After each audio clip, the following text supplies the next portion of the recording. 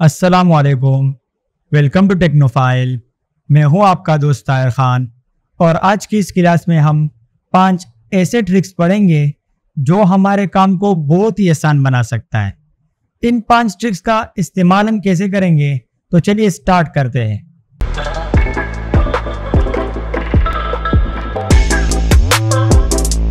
सबसे पहले टिप्स हमारे पास ये है कि अगर आपके पास एक वैल्यू है, जैसे हमारे पास यहाँ पे एक डेटा है, हमारे पास अख्तर की डेटा है, फिर अली की है, इसरार की है, माआज की है।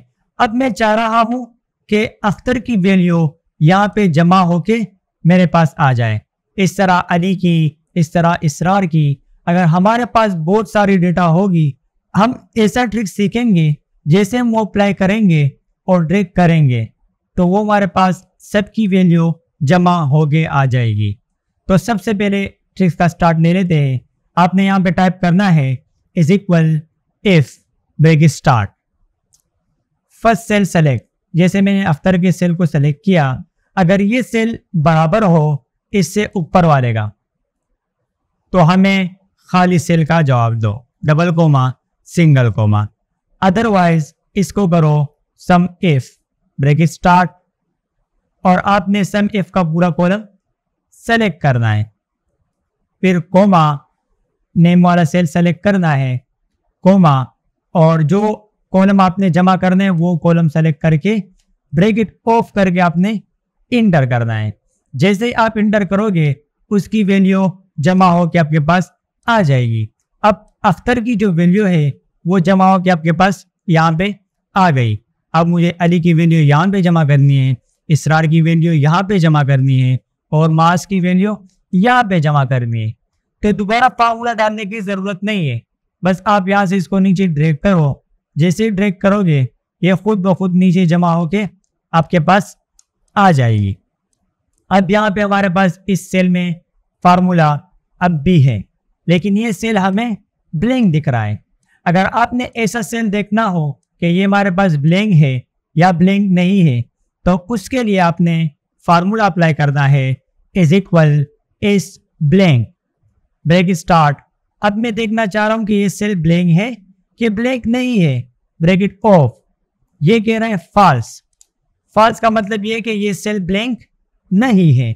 अगर ये सेल ब्लैंक होता तो यहाँ पे हमारे पास जवाब आता ट्रू का। तो इस तरह आप आसानी के साथ किसी भी वैल्यू को जो नाम मैच हो रहे हैं उसका जमा हो गया, आसानी के साथ आप उसको निकाल सकते हो। सेकंड टिप्स हमारे पास ये है, जैसे हमारे पास एक डेट है। अब मैं चाह रहा हूँ कि मैं इस डेट को डे, मंथ और ईयर में अब कन्वर्ट करूँ। तो उसके लिए आपने सबसे पहले पूरे डेट को सेलेक्ट करना है और इसको यहाँ पे ड्रैग करना है। जैसे ही आप ड्रैग करोगे तो यहाँ पे इस तरह का आपके पास डेट आ जाएगी।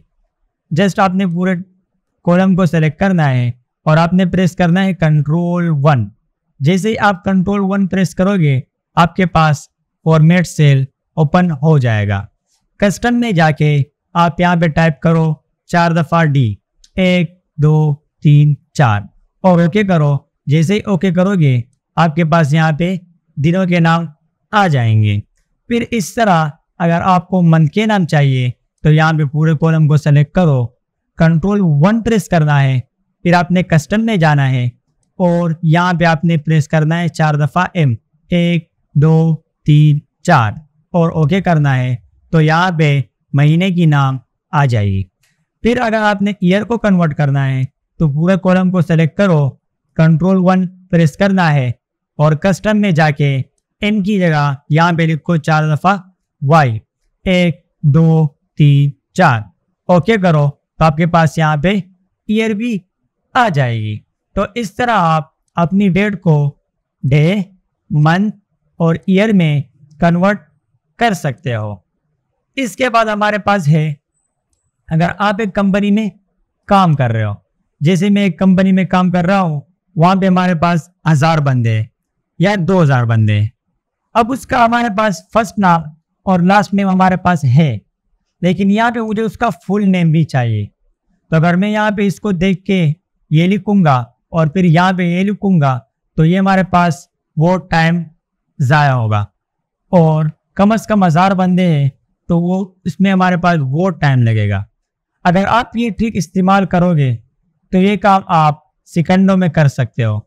आपके पास ट्रिक है इज इक्वल कॉन्टेकिनेट आपने स्टार्ट करना है।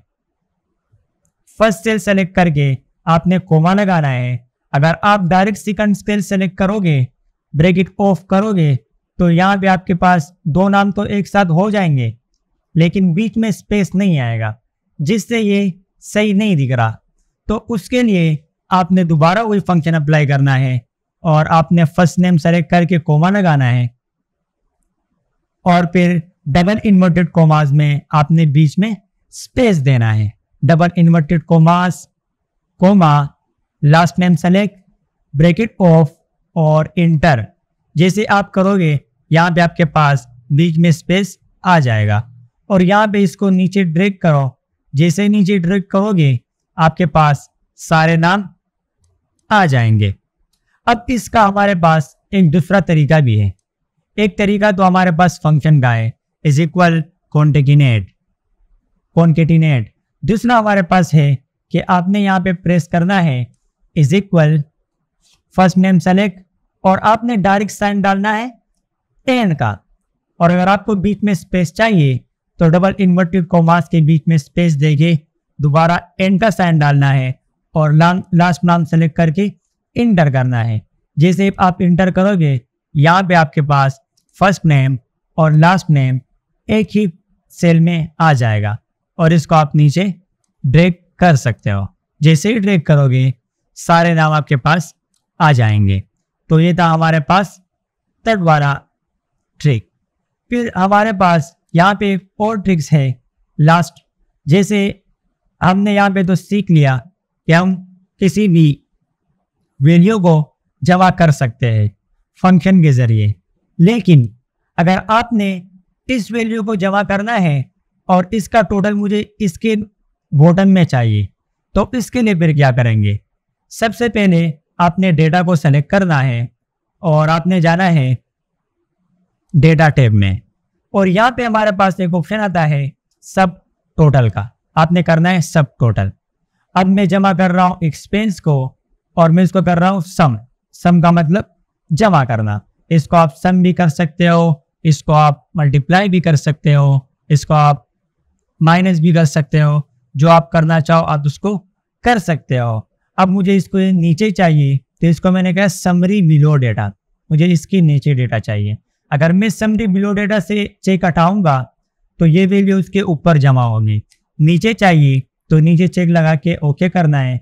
जैसे ओके करोगे आपके पास सबकी डेटा जमा होके आ जाएगी। जैसे ये अख्तर की डेटा है, ये अली की डेटा है, ये इसरार की डेटा है, इस तरह सबकी डेटा जमा होके आ जाएगी। अब मैं चाह रहा हूँ कि मुझे ये डेटा नहीं चाहिए, मुझे सिर्फ इसके टोटल चाहिए।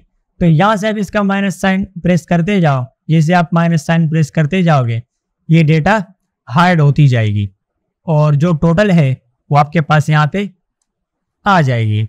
तो इस तरह आप आसानी के साथ अपनी वैल्यू का टोटल निकाल सकते हो। उम्मीद है कि आपको आज की क्लास समझ में आई होगी। चैनल को लाइक करें, सब्सक्राइब करें और बेल आइकन को दबाना बिल्कुल भी ना भूलें। अगर हमारी वीडियो आपको पसंद आई हो तो कमेंट में ज़रूर बताइए। शुक्रिया।